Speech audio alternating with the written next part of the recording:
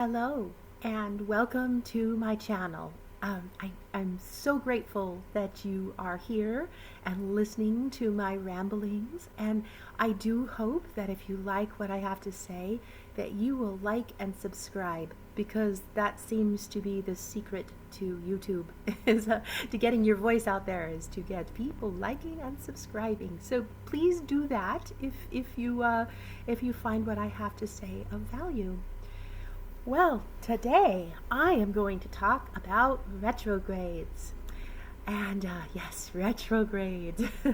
That seems to be an astrological word that has entered our collective vocabulary with surprising regularity and a bit of hysteria.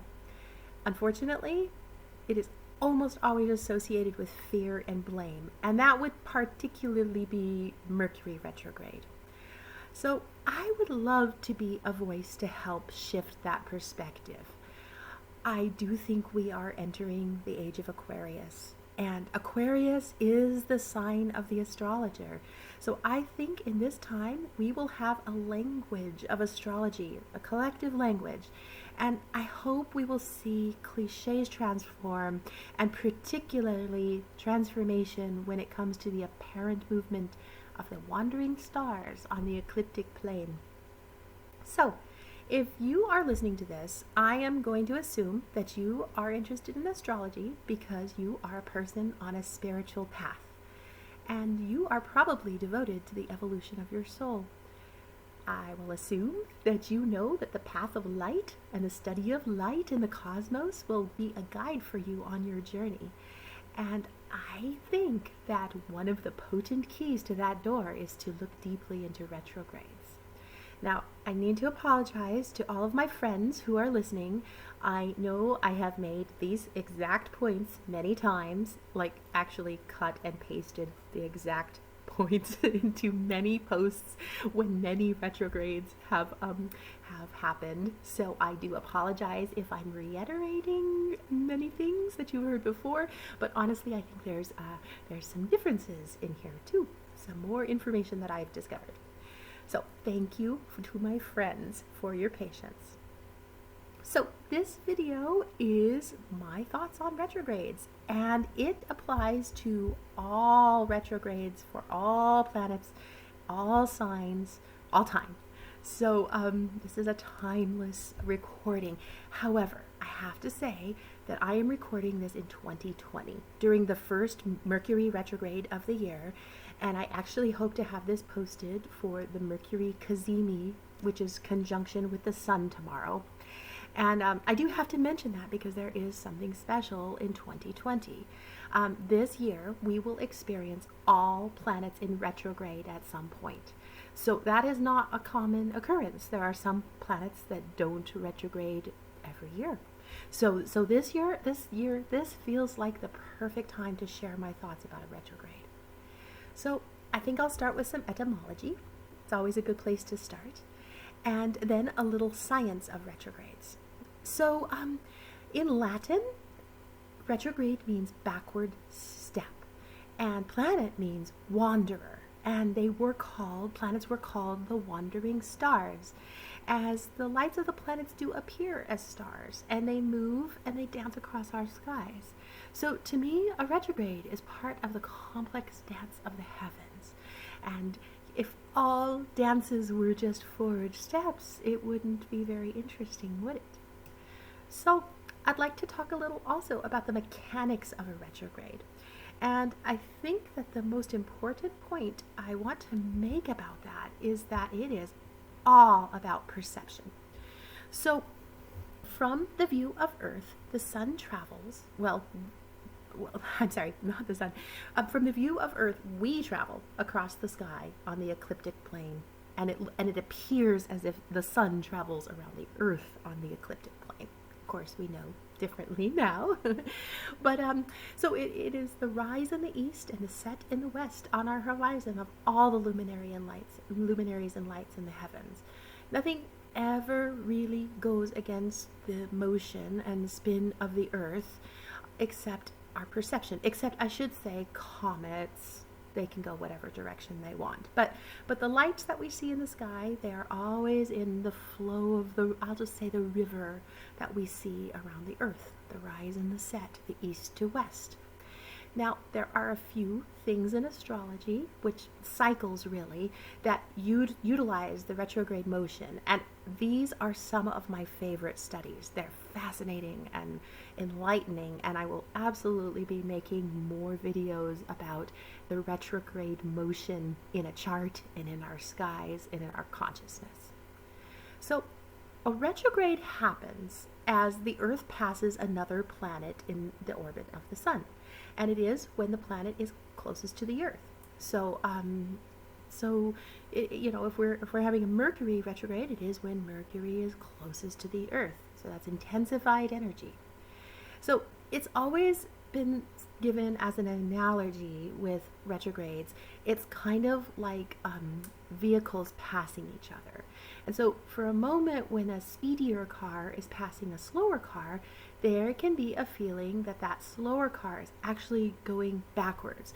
And you can try this the next time you drive, but probably not if you're the driver. Maybe do it when you're the passenger. So if someone's passing you, there's a moment where you can trick yourself into, oh, we're going backwards as that fast car goes ahead. So this has always been an analogy on how retrogrades work. So when the Earth is catching up to another planet, we get for a period of time the apparent motion on our ecliptic plane that that planet is going the other direction. So it's not, but it is the appearance of it. So if you're a stargazer and a sky watcher, you can watch a retrograde. That would be Mars through Saturn. The outer planets, obviously, we can't see with our naked eye. And so if you have a nightly vigil, it is you can see it, and it's unsettling to see something moving against the current of the sky. So the sky watchers of our past were certainly aware of this. And this is where we get the roots of our uncomfortable mythologies about retrogrades. So it visually just goes against the natural order. And so it does imply something sinister. Now, I am thinking that our technologies and modern understandings of the mechanics of orbits, I think that this will give us a chance to change our perspective and lessen the fear and blame of retrogrades. They're no longer mysterious motions of the wandering stars invoking terrifying energies. We now know that it is all perception. So there are intricacies and poetries about the nature of retrogrades.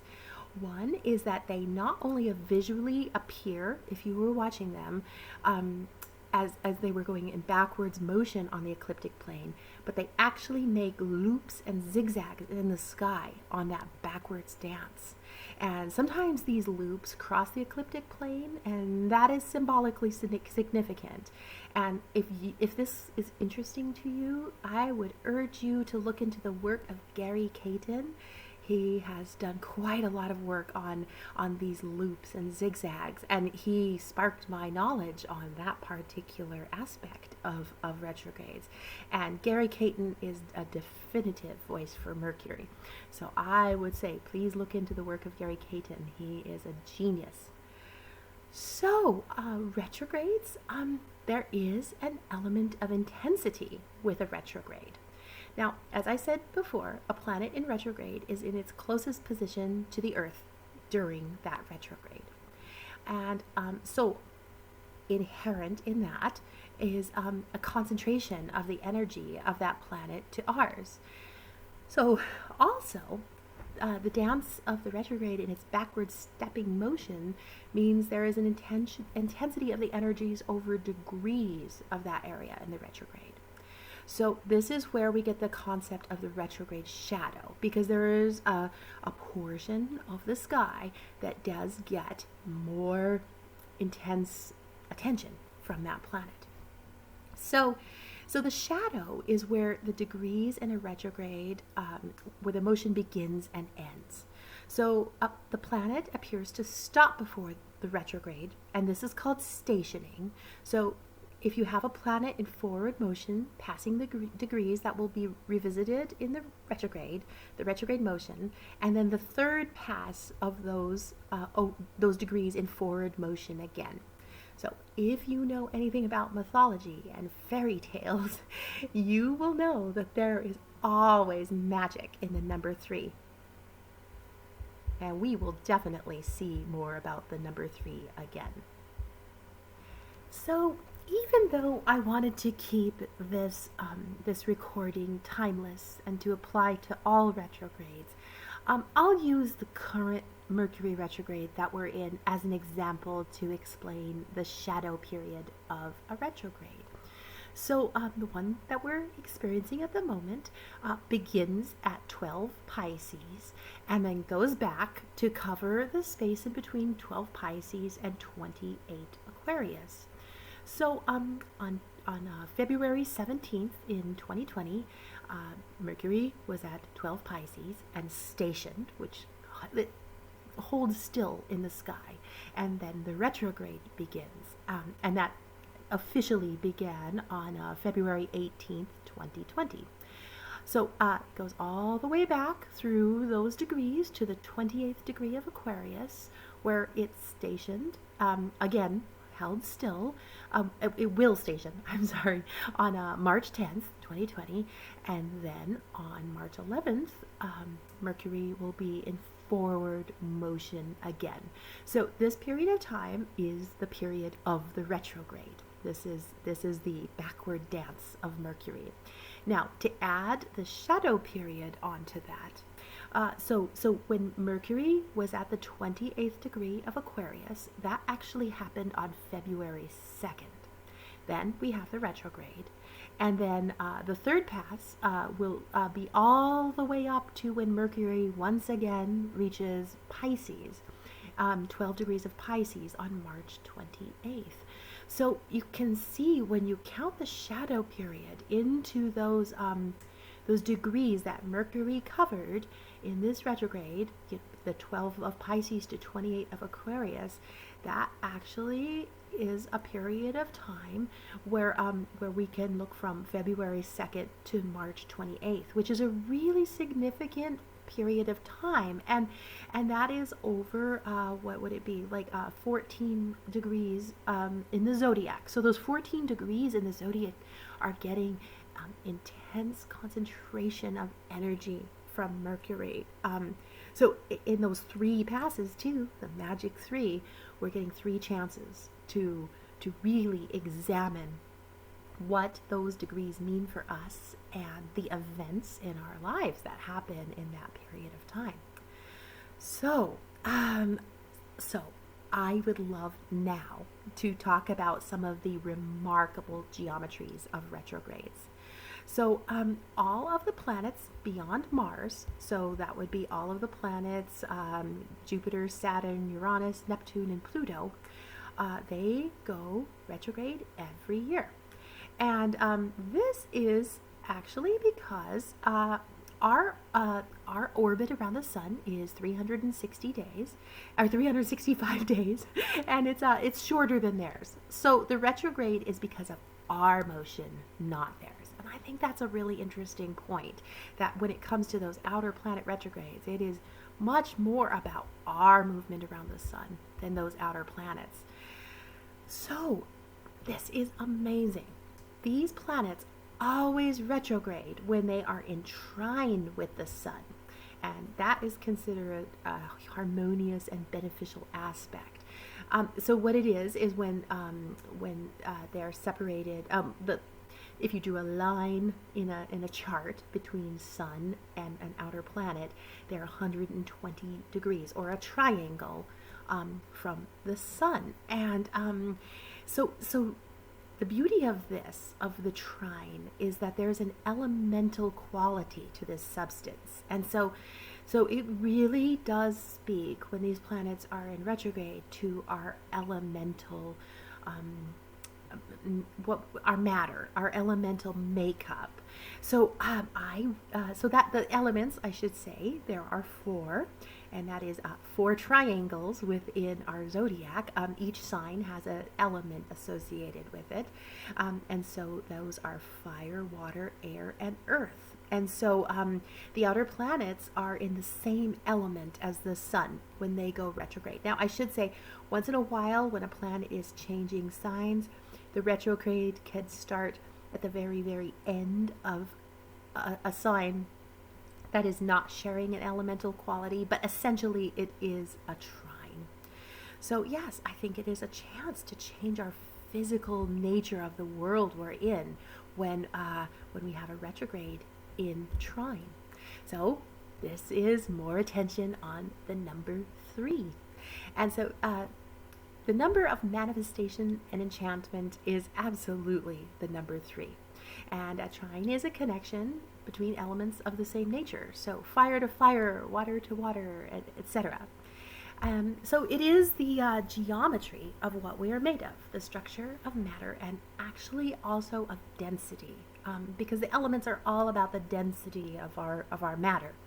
So since I believe, you've probably gotten this by now, that the sun is light of source and divine consciousness for our solar system, so there is a connection in elemental qualities in those trines and retrogrades of the outer planet with our density and source. So when there's an energetic resonance between that and the planet of retrograde, it draws attention to where we need to transform. So to be brief, a fire is spirit. These are very small symbolisms, but if we were to boil it down to one word, we would say that fire is spirit, water is emotions, air is our mind, and earth is our physical manifestation. So I do think that this is where retrogrades are an opportunity to transform our energetic bodies to conform with our soul's higher purpose. Now, I've talked about the outer planets and how absolutely wondrous it is that they are in harmony with the sun when they retrograde. And next, I'll talk about Mars. But Mars is an enigma. I cannot find any pattern to his retrograde other than just the quality of time. So there may be an element of relation to other planetary cycles, and I'm working on that exploration. It's fascinating, but I don't have anything quite yet that shows me that I'm on to something. So Mars has a retrograde about every 2 years, and it is the rarest of all the retrogrades. Mars spends most of his time in forward motion. Now, Mars and all planets do have an elliptical orbit. And so there are some signs that are more common to have a retrograde for Mars than others. So some Mars retrogrades are really rare. And then when they happen, that is really powerful. And we actually just had one when Mars was retrograde in Aquarius. That is one of his rarest signs to revisit. So now, of course, on to Venus and Mercury and the geometries of their retrogrades. So Venus and Mercury are the interior planets, those in between us and the sun. And they are the first divisions and reflections of the light of source. So their retrogrades are very powerful and very personal for us. And they are exquisite with their sacred geometry. So the interior planets go retrograde when they are in morning star and evening star phase, which just means that they rise before or after the sun. Now, the retrogrades of these planets are not visible as they are, when they are retrograding, they are in the light of the sun and of source. And these two planets are never far from the sun. So they will never be trined, squared, or opposed to the sun in aspect. So I feel that the spirit of the sun and source is really palatably present in these retrogrades. So there is a solar conjunction involved with their retrogrades as they move to morning star phase. And that solar conjunction is called a cazimi. So it means in the heart of it or in the throne room of the king. And I feel like those two planets, when they're in cazimi is a very potent connection with spirit. And it is a point when you can have your most powerful epiphanies. I know I have. So I believe it is sacred and holy, that moment that that Mercury and Venus are in exact conjunction with the sun. Now, the Venus star. I love the Venus star, and this topic is worthy of hours of videos all by itself. And I think I will talk about it in many other aspects, in many other videos, and I think it probably has appeared in every video that I've made. So, the Venus star, it is perfect sacred geometry. And since the planet is represented by the goddess of love and beauty, it feels so appropriate that the retrogrades, her retrogrades, are such a representation of harmony and beauty. So every 8 orbits of the Earth, Venus makes 13 orbits around the sun. And in that time, Venus has 15 inferior conjunctions, which means that Venus is in between the Earth and the Sun, and 5 superior conjunctions, which just means that Venus is on the other side of the Sun from us. So these conjunctions are the shift from morning, the inferior conjunction, morning star, to evening star, the superior conjunction. And so as they do this, they create a perfect 5-pointed star throughout the zodiac. So this is pure enchantment, and I feel like it must indicate the divine poetry and consciousness of the cosmos and of source. I always say, this makes me just know that Creator is an artist. So the Venus retrograde happens as the shifts from evening star, and evening star Venus is a wise and mature divine feminine, confident and full of power. Now during the retrograde, she meets with the sun, and then she is reborn to rise before the sun. The new cycle of Venus as morning star is bright and fresh, and she is inspired by the light of source, and I feel like she lights the way for us for new inspirations. So a retrograde for Venus is a very powerful rebirth for the energy of the goddess and the sacred feminine within all of us. Now, it is so interesting that the sacred geometry of Venus is also apparent in the outer planet. So sacred geometry of Venus, there is also sacred geometry apparent for Mercury, the other interior planet. So the shape that Mercury makes when he is going through retrogrades is trining through the elements. So it is absolutely exquisite. Now, Mercury is our most frequent retrograde magician. Now, 3, and remember 3 is magic, so he retrogrades 3 times a year. And in that time, he retrogrades in the same element. So he passes through all of the different elements. So every 2 years, which actually is a Mars cycle, which I find beautiful, Mercury will change the elements of his retrogrades. So 2 years of fire, 2 years of water, 2 years of air, and then 2 years of earth. So fire is the first one that in the cycle, and it repeats like this. So it is very methodical and absolutely beautiful that these triangles, these trines through the elements are created with Mercury's retrograde. So once again, I have to invoke the magic and potential of the number 3 that emerges in the retrograde, the trine. So remember that the trine is considered to be the pure flow of energy in the substance of matter. And this is clear potential for us to really do our work and manifest in those elements and all that they do symbolize.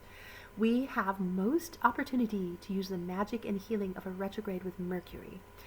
because Mercury is the first spark of light reflected from the light of source and the light of the sun. So since Mercury is the most regular retrograde and his stepping back dance seems to have the very most collective dialogue, in particular blame and fear, I would like to talk a little bit about the god Hermes or Mercury. So Hermes is Greek and Mercury is Roman, and they're very much the same spirit. Also, I should say that Hermes was thought of as Thoth, or in Egypt. Now, Hermes or Mercury is a psychopomp, and what that means is that he brings the souls of the dead to the afterlife. So Mercury is also very much associated with magic and alchemy, the transformation of materials and elements, which of course is actually the transcendence and transformation of the soul. So we see in these retrogrades that transformative elemental quality. It's very alchemical, Mercury's retrograde. So Mercury was the messenger of the gods, and he is often associated with wings, either shoes or on his helmet, and I really love that. He was the only god that really could travel between the realms with ease, like the realms of gods and humans and the afterlife. And Mercury was also the bringer of dreams, which I think in a retrograde pay very close attention to those. So Mercury or Hermes certainly is a trickster figure and very elusive. So certainly communication and language is associated with Mercury. We all are aware of that. And this is really harmonious with the fact that Mercury is always close to the sun, the source of the consciousness of our solar system. And, actually in the Bible, it says, in the beginning was the Word. And the Word is the expression and vibration of the will of consciousness. So this planet Mercury is rarely visible, and I do believe this makes Mercury's retrogrades some of the most potent messages from the divine light.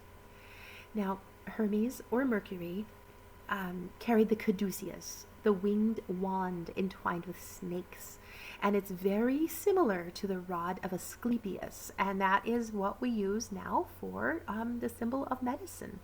So lore was that it could put the awake to sleep and bring the sleeping awake. And it also could make the dying pass easily into the other world or bring the dead back to life. And that sounds like very retrograde stuff to me. So I think that the elements that Mercury and the archetype of Hermes that he goes through, I think we have a gateway now to how I feel about retrogrades. We have potent magic, alchemy, and healing. And so now this is where I've talked about all sorts of the mechanics of retrogrades and some of the amazing patterns in the sky. And now I'd like to talk about some of my personal epiphanies about it. So, when I first started to really seriously study astrology, I was completely fascinated by retrogrades and the quality about that change of perception that they implied. So, I kept noticing that in charts, the symbol for a planet in retrograde was RX, which is just like the symbol used for pharmacies and prescriptions. Now, I don't believe that symbols happen randomly. I really cannot. There's always so many levels of wisdom and synchronicity with symbols. So there's always something in the study of symbols that will just light your fires. So, of course, I began to research, which is one of my favorite things to do. And I found a whole new world of meaning about the implications of retrograde and that resonance with the RX symbol, and how it is very relevant for healing of all of our energetic bodies, our spirit, our emotions, our mind, and our physical body. So, once again, a little etymology. The symbol for prescription is from the Latin word recipe, and it means, of course, to take. And This is beautiful. It is thought to have evolved from a combination of the symbol for Jupiter and the ancient Egyptian eye of Horus, or I should say Ra, but I'm going to focus more on Horus. And it was called in Egypt the Wadjet. So Wadjet was also a goddess who was associated with this symbol. And by the way, she also was associated with cobras. And this does remind me of the rod of Asclepius or the caduceus carried by Hermes. So the right eye is the symbol for the sun or Ra. And the left eye is the symbol for the moon, which is also associated with Thoth, in addition to Horus. Now, the eye was certainly a ward against evil. It was a protective symbol, particularly for travelers, and that could be travelers on land or ships, or even the souls traveling in the underworld. And there are many that believe that the eye of Horus is also a representation of the third eye, or the pineal gland. Now, sacrifice was also one of its meanings, and it is healing and restorative as well. And these meanings come from the story of Horus, and I really hate to condense these powerful legends, myths, and stories of gods into really short little bites, but I will, because this, of course, is turning into a really long video again. So Horus is the son of Isis and Osiris, and a sky god, and very strongly associated with the sun. His name actually means the one above. Now, Set was the god of darkness and chaos who killed his father, Osiris. Now, later, the son Horus, whose divine birth was as the result of this death, wanted to avenge his father against Set. So they battled, and in that struggle, his left eye was gouged out. It was later regenerated by the goddess Hathor. So that the symbol of Horus's eye is very much a symbol of magic and divine healing, like the healing that happens from powers bigger than us. So astrology is so much about the qualities of light. And I have to say this, that the studies of the Egyptian gods and the sun are far more complicated than just saying Ra or Horus are sun gods. I'm not an expert in any means on Egyptian mythology, but there are, their cosmology, there are very many deities associated with the sun. So when I say the quality of light, what I mean is that Horus is the god of the rising sun and the newborn light. And I find this really important for retrogrades, symbolically. So the rising sun, there is hope and inspiration and a feeling of freshness. The rising sun has always been a metaphor that the light brings hope and that consciousness will rule over darkness and chaos. And we do see this in the myth and legend of Horus and Isis and Osiris. So another powerful medicine and magic about the rising sun is this is amazing. So we have currents in the earth. They're called telluric currents, and they are the earth energy lines that pass over the surface of the earth. Now, these currents are almost always referred to as snakes. Remember, I've talked about snakes a couple times before in the caduceus and the wand of Asclepius and the goddess Wadjet, who is associated with the eye of Horus. So very interesting. More discussion of snakes. So as the sun rises, the telluric currents, the energy flows of the earth, are activated.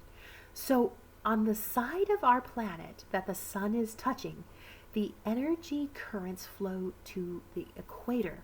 So on the dark side, the night side of our planet, the telluric currents flow to the poles.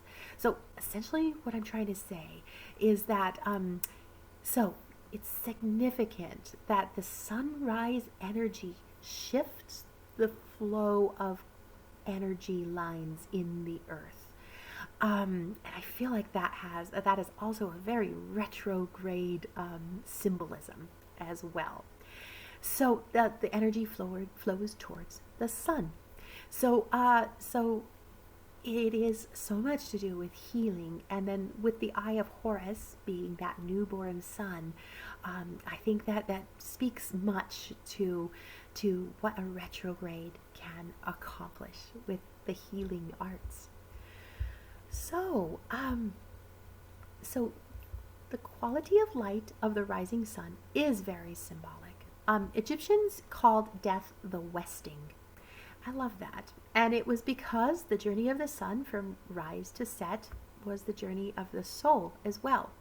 And so I think that the Eye of Horus being associated with the rising eastern sun informs me that the energy of medicine and retrograde is not actually about releasing.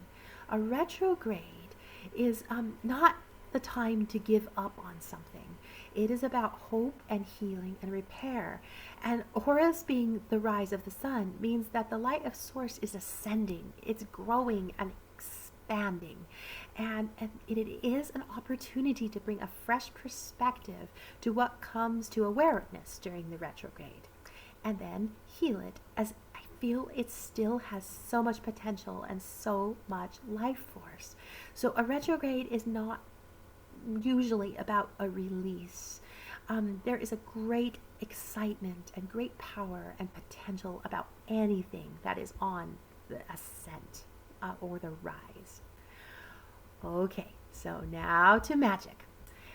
I have to say that the indigenous use of the word medicine is interchangeable with the word magic. So it is the connection of will and power with forces much larger than yourself, and it is the manifestation of that power. So there is something about retrogrades that is very, very shamanic. And as I've said before, that the perceived backward dance of the wandering stars is unsettling because it's extraordinary. It seems to be an anomaly of natural motion. So I think that this is access to our deeper soul's motions and actually to spiritual realms. And so it exists as shamanic journeys always must do outside of our time and our perception of time. So this is retrogrades are they're the states of liminal consciousness, and liminal states, as I hope we all know, is where magic does happen. Well, it is often said that a retrograde is a time to R-E, quotey fingers, everything. Rethink, renew, review, replace, reconnect, regenerate.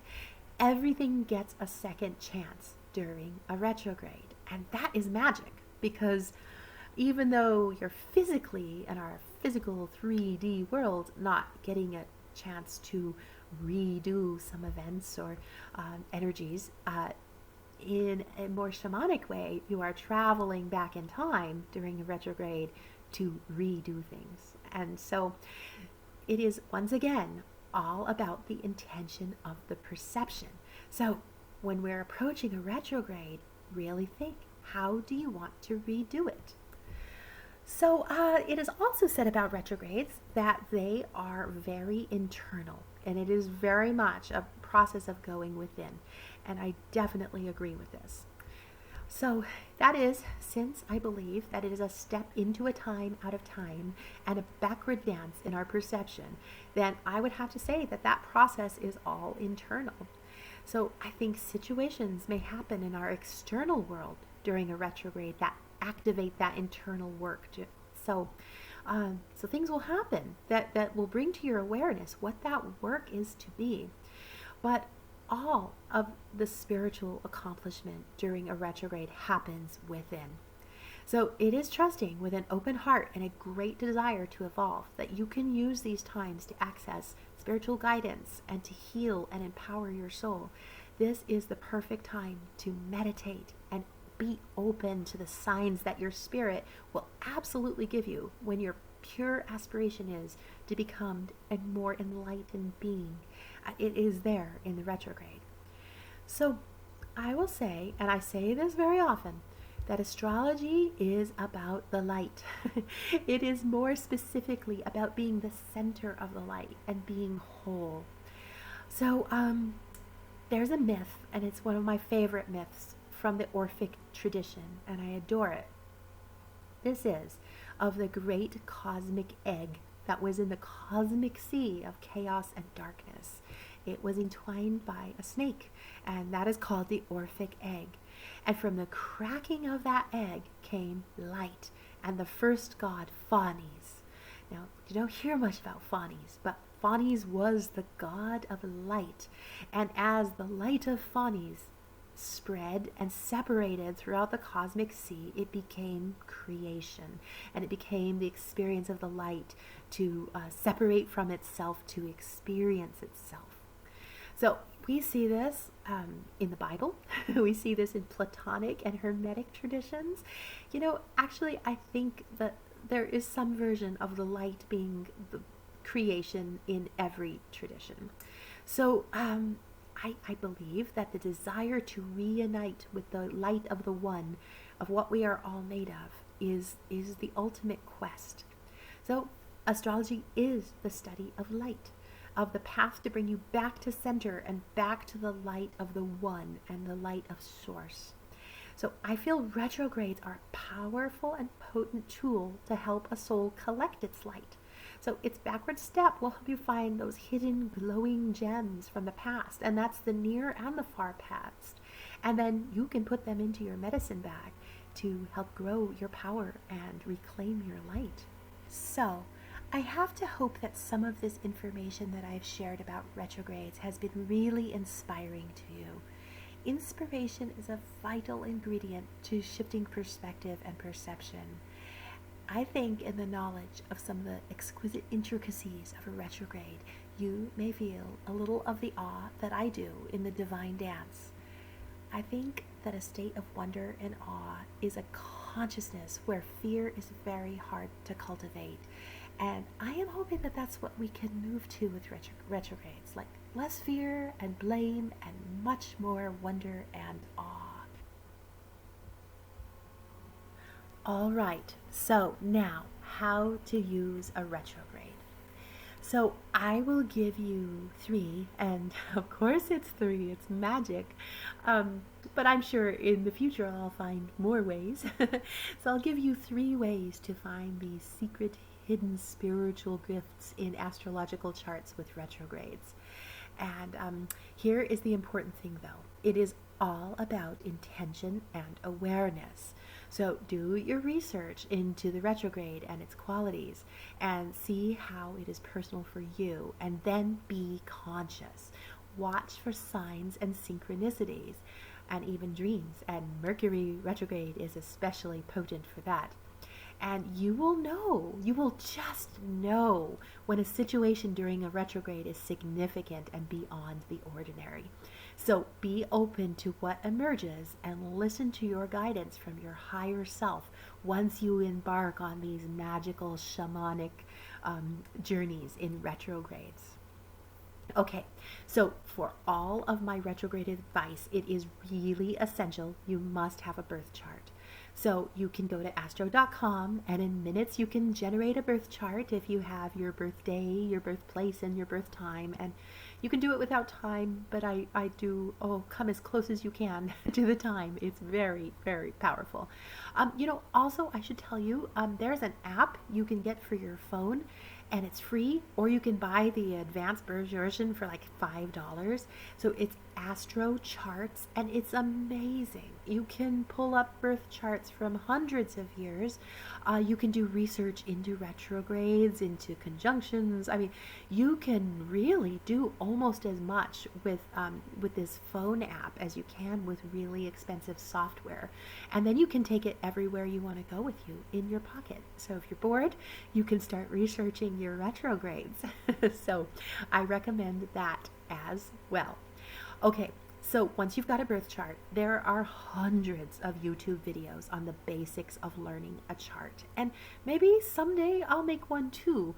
So just start with, what do the symbols that you see on a chart mean? What do the planets mean? What do the signs mean? And what do the houses mean? And start with really simple symbolism. And actually, sometimes I think the simpler is the best. It actually works incredibly beautifully sometimes to keep astrology to just a few key words. It can just light the fires that way.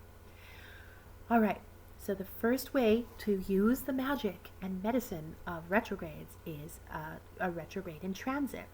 So this is when a retrograde is happening in current time. So first look to what planet will be retrograding and what do you feel that planet means. And then the next step, after you've gotten a good grasp of that planet, what sign is it in? And then what are the degrees and the dates of the retrograde? And then you can look into the shadow period too. That would be a very helpful kind of a preparation for the magic to see where that shadow period is going to cover. And this extends the process of magical awareness as well. So a retrograde in transit is energy for all of us, because we'll all be experiencing, as we are in this moment, our Mercury retrograde in Pisces. We're all experiencing it. So, but it is how it's placed in relation to your birth chart that will make it really personal. So once you've felt into the retrograde, then look at your natal chart and look at the sign, the degrees, and the house that the retrograde will be happening in current time. And this will give you a very good clue as to what is at hand in the retrograde. Now, it's also really important to look at what planets in your birth chart will be in the path of the retrograde. And also definitely look to see if it's crossing any of your angles of your chart. So that would be the rising sign, the descending sign, the nadir, or the midheaven. Those are points in your chart that are as powerful, if not more powerful, than planets. So when you look into a transiting retrograde, I feel like these are retrogrades that have much to do with the events of your soul in this current lifetime that you're in. It does seem to be issues of current experience that are brought to awareness to be worked on in other realms. All right, so the next way to use a retrograde for your soul growth is to look at your birth chart. And nearly everyone has at least one planet in retrograde in your birth chart. Now, there's a lot of really heavy symbolism associated with retrograde planets in birth charts. So you can look into those meanings, and if it feels right, then definitely pay a lot of attention. But look at a retrograde in a birth chart as sort of a mission for your soul. What is the planet in retrograde? What sign? What house? Are there conjunctions or really significant aspects to that retrograde planet? This will give you a lot of clues. Now, here is the part where it gets very interesting on natal retrograde planets. Do a little bit of extra research. So find out where you were born in that retrograde pathway. Were you born at the beginning or the end? Did the planet cross a sign in that retrograde? Or did it cross one of your personal house lines? Did the planet conjunct another planet during the retrograde? And these will all be really incredible clues as to what you need in this lifetime to heal or retrieve or reclaim from another lifetime. And that is my opinion, but I do think birth chart, natal, retrograde planets have a lot to say about past lives. So, what was the planet going back for? And ask that with every retrograde. What is the planet going back for? Is it something they left behind? Is it something that they need to fix and heal?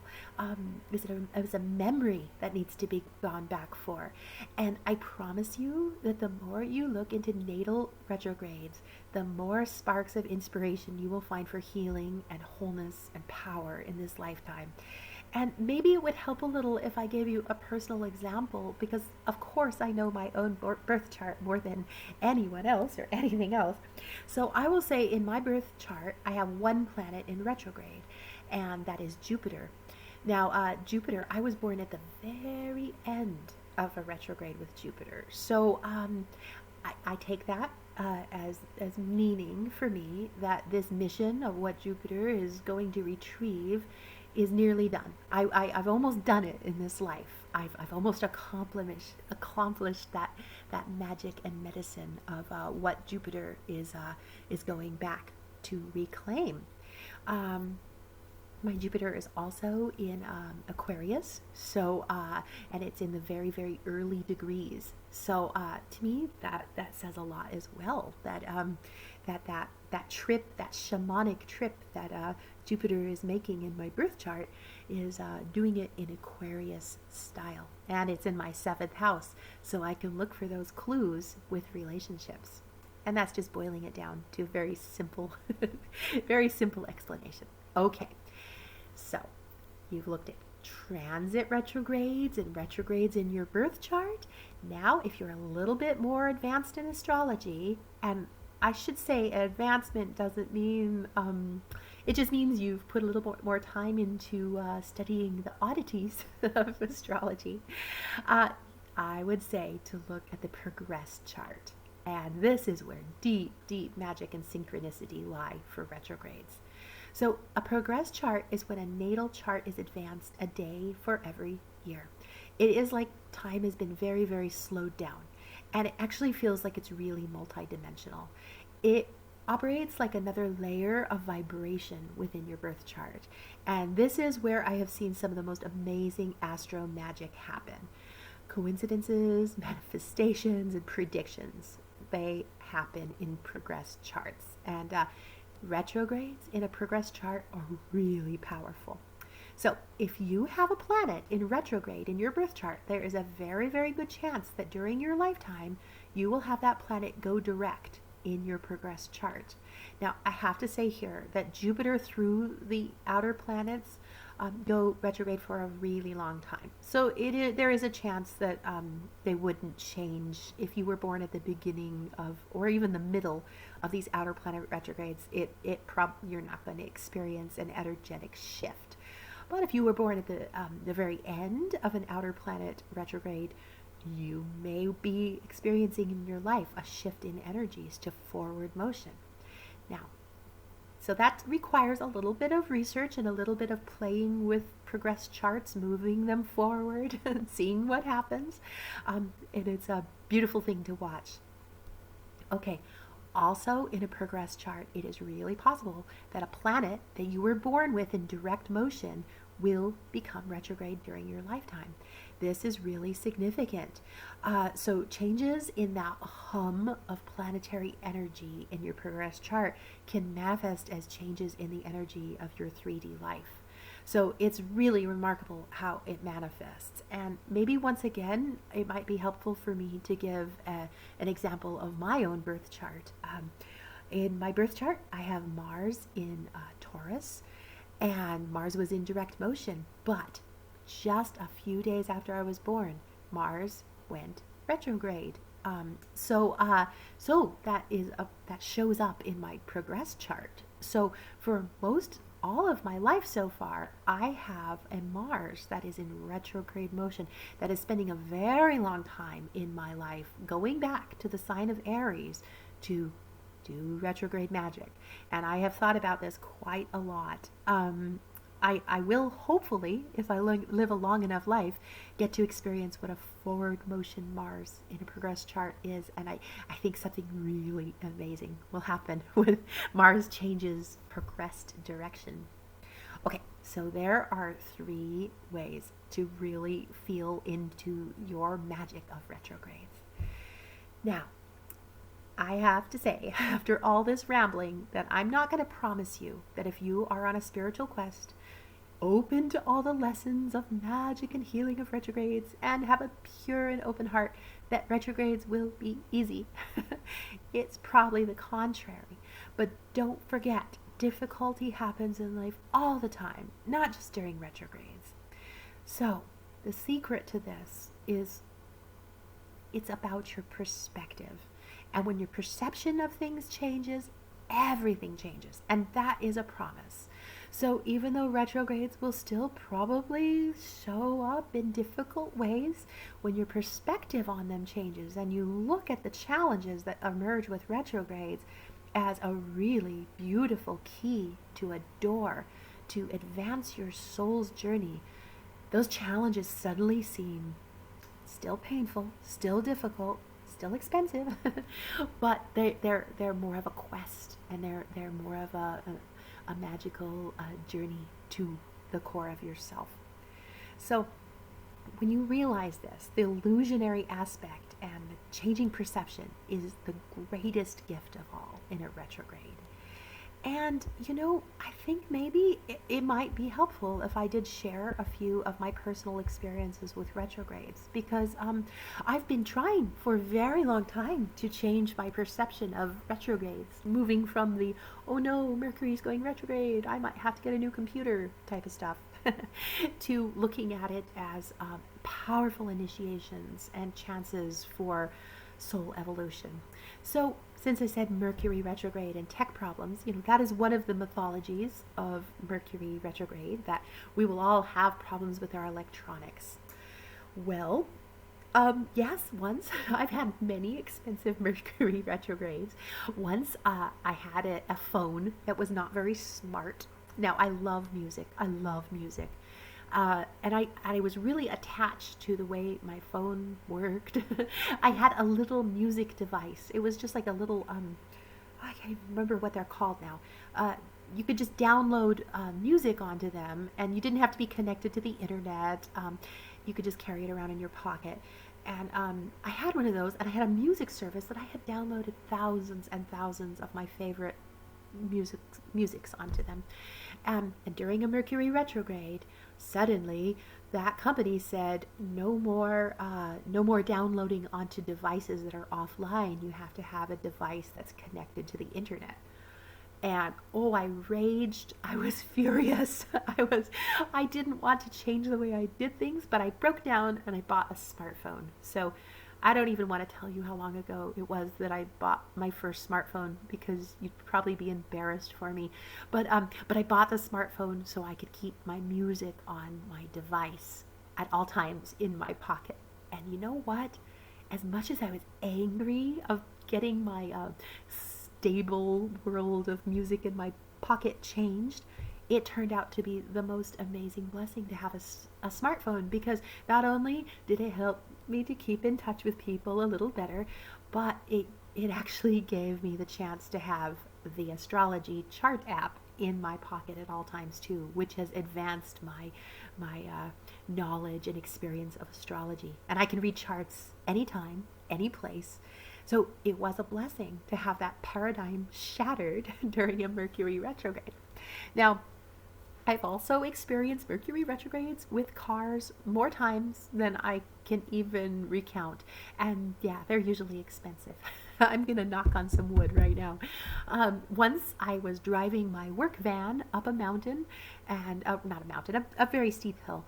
And I was driving up, and I'm in forward motion, and all of a sudden, I am not in any motion at all. My van is at a complete stop, and cars are whizzing around me and passing me. And I have to say, I palatably experience that analogy that people always give about a retrograde being like being passed by a car, because I felt like I was going backwards when in fact I was stopped and stationary. And yeah, it turned out to be my transmission. So honestly, and I've driven the car for so many thousands of miles, or the van, since that transmission, so it was a good thing.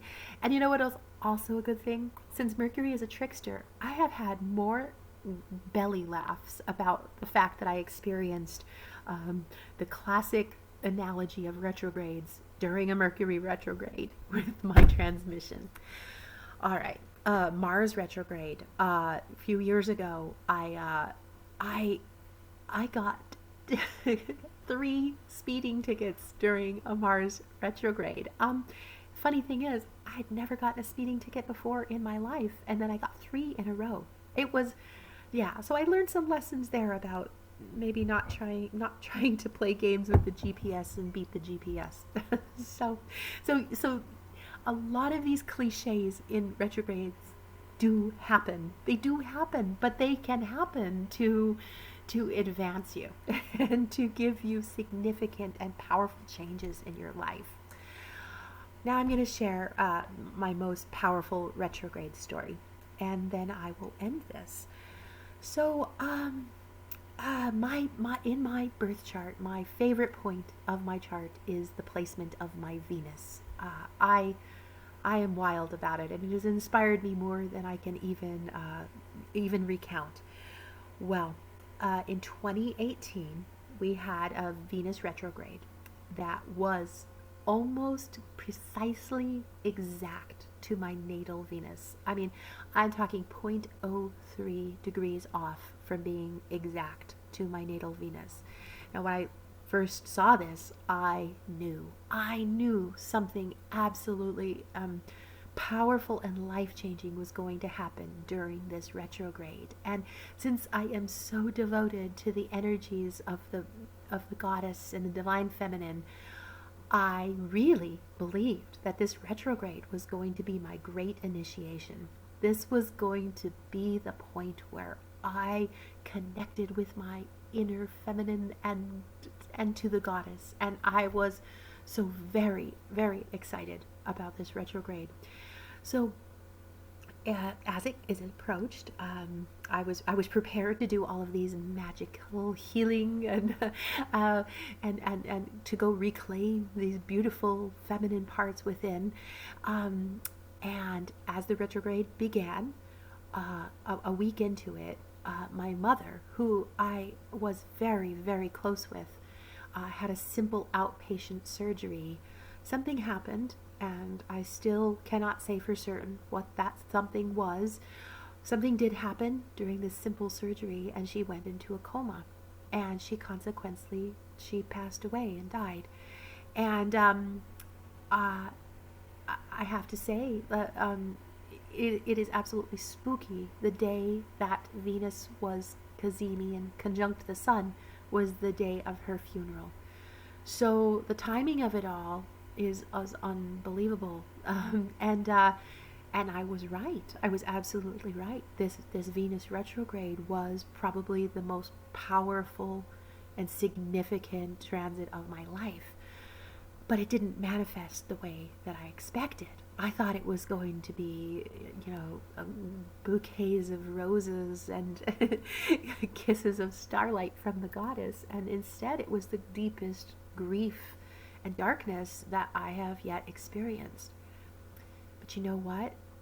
I had that perspective the whole time, that this was an opportunity to reclaim my power. It was divinely timed. There's no question about the timing of it. And even though that journey through the grief of the loss of my mother was excruciating, it was actually truly an initiation for me. It has given me the opportunity to stand in my own power, in my own femininity, without the support of my mother, who, we see the divine reflected in our parents. And I've actually developed a degree of confidence and independence since that time, where I've even had the bravery to do things like starting a YouTube channel. So I wanted to share that story because I really want to make it clear that even in a retrograde, when something may not feel very pleasant and it could be downright catastrophic, when you have that change of perception to say, this is a time out of time, and this is a time for my soul's growth, and this is a chance to reclaim something that I desperately, desperately need to evolve my soul.